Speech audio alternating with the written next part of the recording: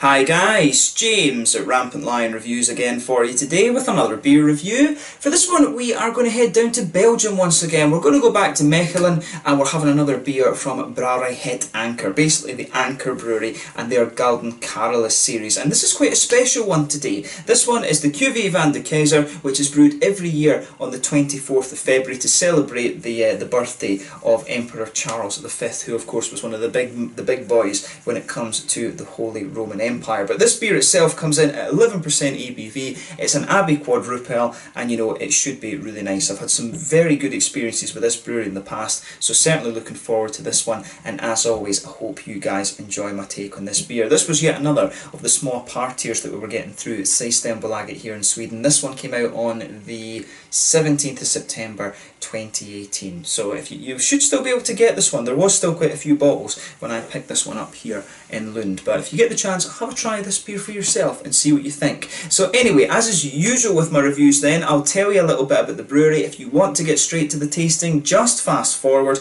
All the usual links are in the description below. That's the brewery website, link to my other reviews that I've done from Brouwerij Het Anker before. No doubt I will do some more in the fairly near future. There's all the usual social media. If you want to see more beer reviews, do please consider subscribing to the channel. The whole channel of course has a geography based tagging system, so you can go into the home page and search for beer based on country, city, state, county, prefecture, whatever it is you're interested in. Do check out the playlist of beers from different countries. There is one there for all the Belgian beers that I've reviewed for you. That's constantly being added to, and as always, please do get in touch and let me know some of the other beers and breweries that you guys would like to see me review. It's always great to hear from you guys that are watching the videos, and the support that you show the channel is hugely appreciated. So anyway, on to my brewery notes then. So as I mentioned earlier, this brewery is from Dutch-speaking Mechelen, which is located on the major urban and industrial axis of Brussels Antwerp, and it's located about 25 kilometres from either city, and it's one of the cities in Flanders, of course, that is famous for historical art. So the Het Anker Brewery is a Flemish Belgian brewery originally founded back in 1471. So Charles the Bold granted the Beguine sisters of Mechelen the permission to brew beer for their own private use free of taxes.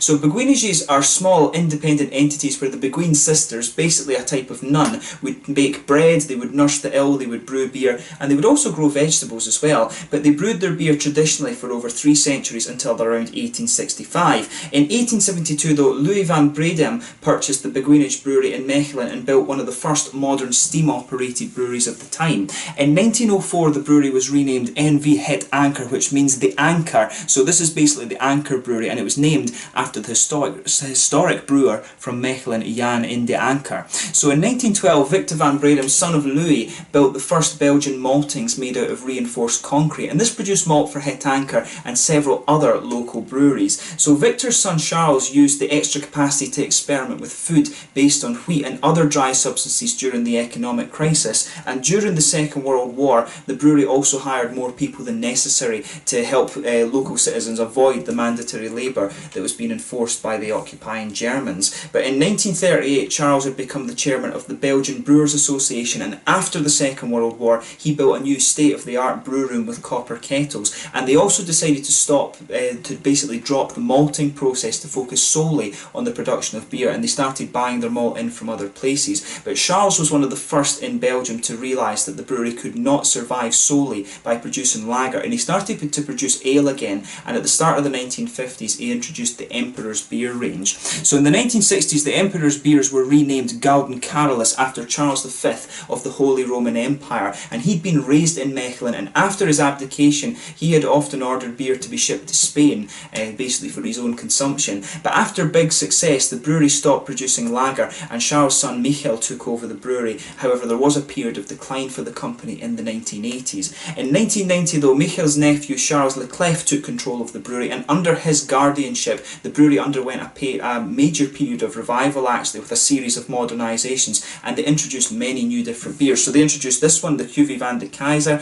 Apparently there is 2 versions of this, there's the blue one and the red one. I'll need to see if I can review the red one for you at some point. He also introduced the Carolus beers as well, the Tripel, which you've seen me review, the Ambrio, which you've also seen me review, the Hop Senior, which is the IPA. I'll need to see if I can get that one. And they also have their Christmas and their Easter beers, both of which are quite dark Belgian style beers, these ones. But modernisation of the brewery was completed in 2010, and that same year they also bought a 17th century gin distillery and began production of the Gouden Carolus Carolus malt whisky as well, so that's something that I do need to see if I can get a hold of too. I've never actually tried a Belgian whisky. I've only ever tried, you know, Japanese and Scottish ones and Irish ones, I think, so far actually. Not even tried Australian or New Zealand ones. But the brewery also have their hotel and brasserie which you can go and stay in and enjoy the beer there as well. So maybe that's something I'll need to do at some point when I do make it back to Belgium. A trip to Belgium is long overdue for me, I have to say. But yeah, that's all you really need to know about the brewery just now. One of the probably the more recognisable Belgian breweries actually, but I mean,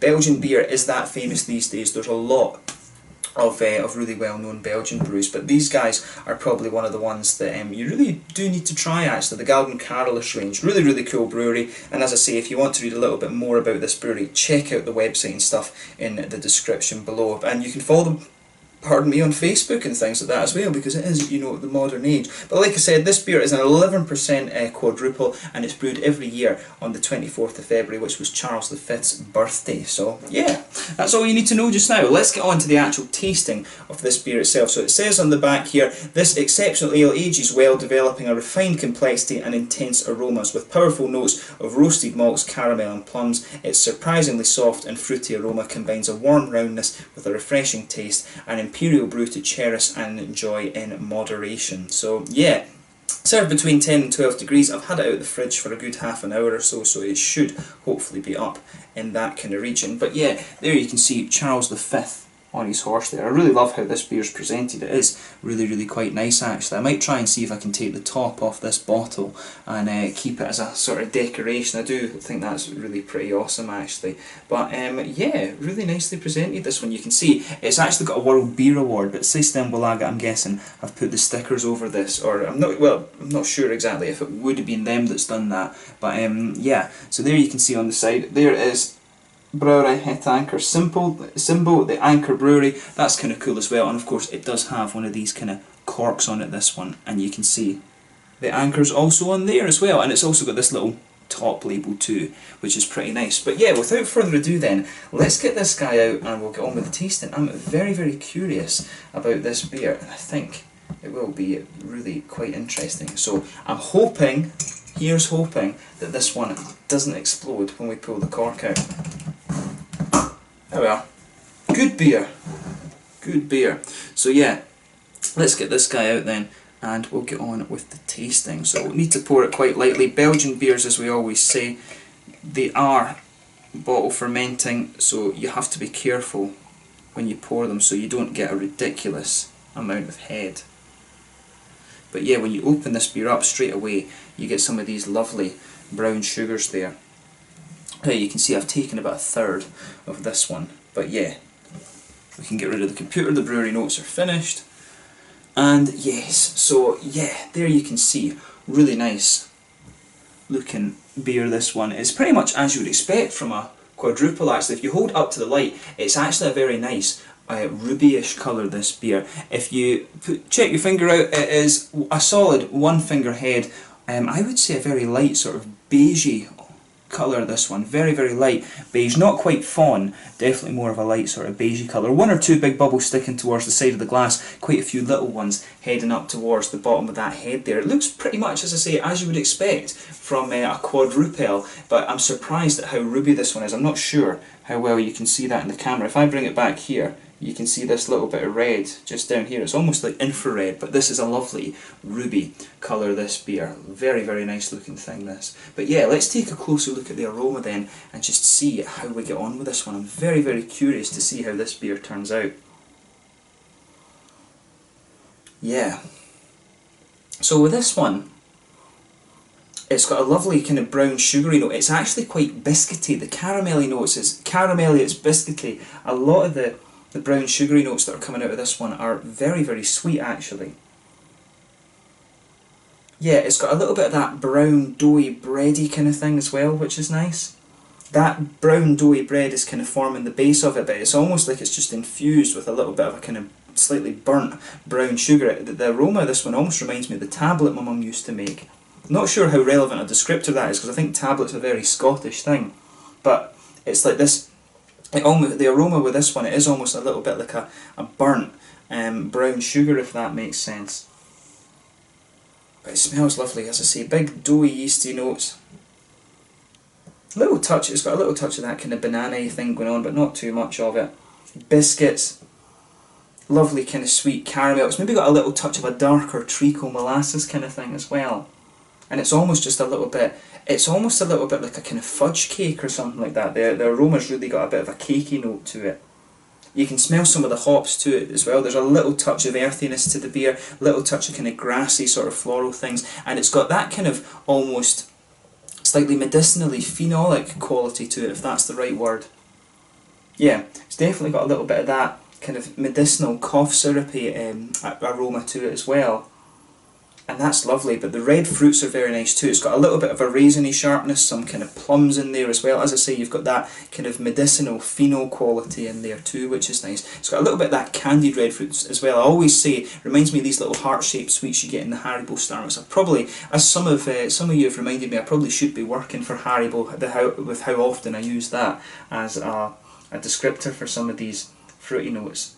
But it smells lovely, this one. There's a lot going on in it. It takes a little bit, you have to sugar it up a little bit to actually let the beer open up and get all the different things out of it. But for me, this one it smells absolutely lovely. So just take a little bit of time and enjoy the aroma of the beer before you get stuck into it. It really, it's always half the experience when it comes to craft beer and whiskey and things like that. Just enjoy the aroma before you have a taste of the beer. But let's get stuck into this one then. This one is the Cuvee van de Keizer, an 11% Abbey style, quadruple from Mechelen in Belgium. Let's get stuck into this one. Proust, santé.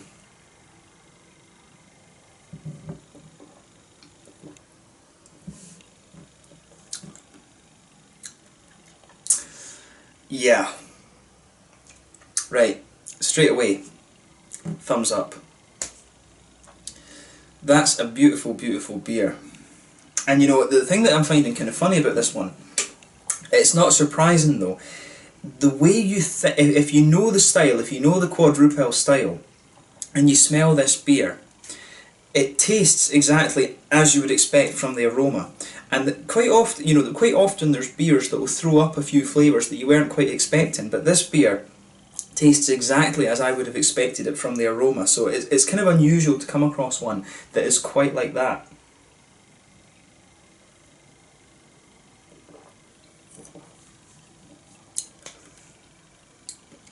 But yeah, I'll say straight up, it's a beautiful, beautiful beer, this one.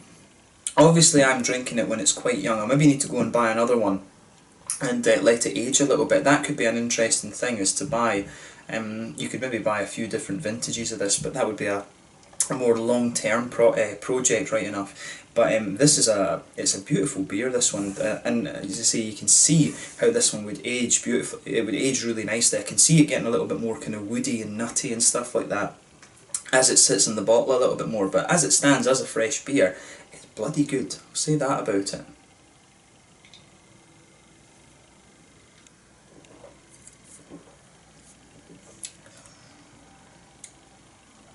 But yeah, that's really, really nice. So with this one then, I would say, first off, let's start off with the malt base then, so you can feel that doughy, the big doughy, bready Belgian yeast is kind of forming the base of this one. It's got this lovely, sweet, brown bready quality just forming the backbone of the beer. You can feel that just sitting there. That sits right in the middle of your palate. There's a nice kind of sweet biscuity line going down the middle of your tongue, and it's got a little bit of an almost toasted brown sugar note to it as well.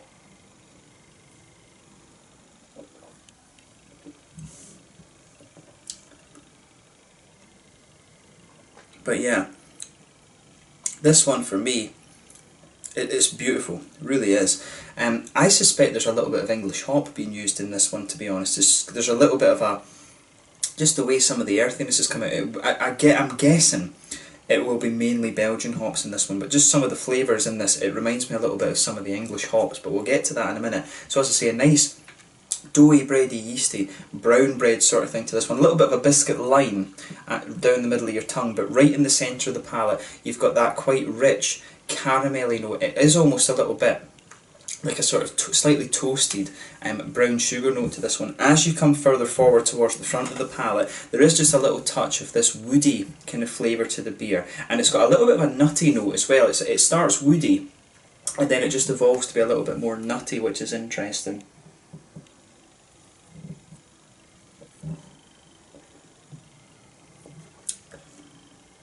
Yeah, definitely woody and nutty towards the front of the palate, but that nice sort of, it does have a little touch of treacle to it, this one. It's right in the middle of the tongue, and it's almost like as you come further out from the centre of your palate, it's treacle right in the middle. It's a little bit more roasty and dark further in, and then it's biscuity as you get out further out towards the sides of the palate. It's really interesting how that kind of brown sugar element of the beer just develops. Back corners of the palate, nice little touch of earthiness there, very very smooth earthiness, right enough. And as I say, I did wonder initially if it was English hops that was in this, but it's kind of that element that I was noticing has faded away. I was noticing a very very slight ashy character, which is normally a signal of like Kent Goldings or Fugels. English hops always have a very slight kind of earthy ashy sort of thing going on, but that's faded away a little bit.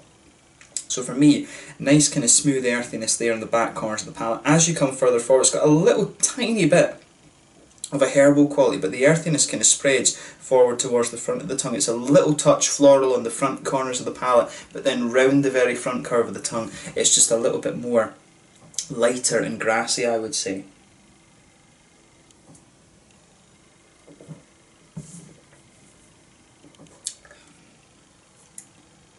But yeah, behind the front curve of the palate, of course, that's where you get that oily bubble where those nice, juicy, fruity esters start to come out. And some of the earthiness, interestingly, right enough, is spreading towards the front part of the palate there. That was what really was making me wonder if there was some English hops in there, just with the way that flavour's come out. So just pay attention to that little bit of earthiness you've got around the front curve of your tongue too. That's definitely quite interesting and a little bit unusual.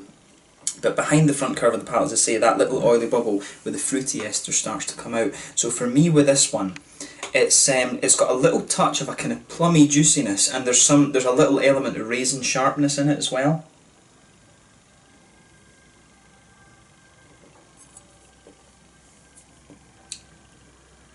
Yeah, it's got a nice juicy quality to it, this beer. As you go further into the aftertaste with this one, you start to get that kind of almost phenol-y type element that I was talking about earlier, where it's you know, where it's got a nice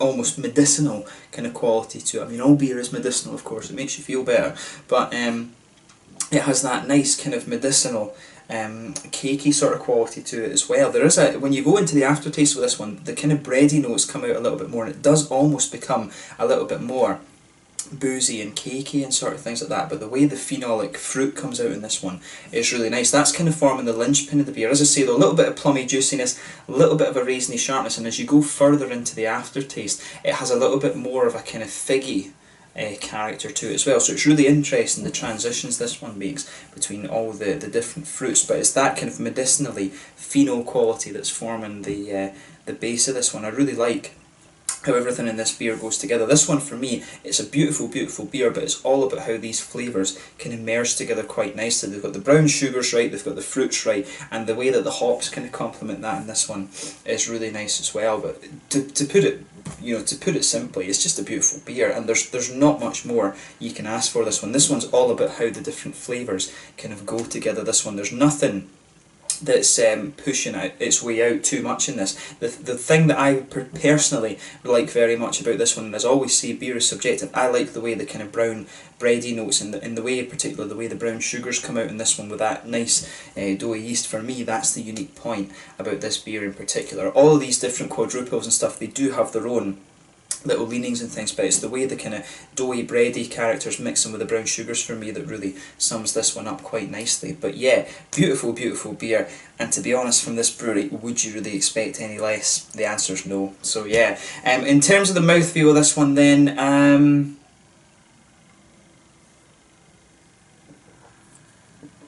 yeah, full bodied beer this one. The bottom end full bodied, I'd say, right enough. Carbonation has a little bit of a prickle, you know, for a Belgian beer, though it is quite smooth. Belgian beer for me is always the carbonation always is a little bit more active in it because of the bottle fermentation.